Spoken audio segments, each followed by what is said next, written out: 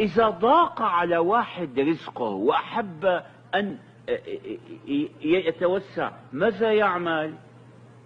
ماذا يعمل؟ يتقي الله.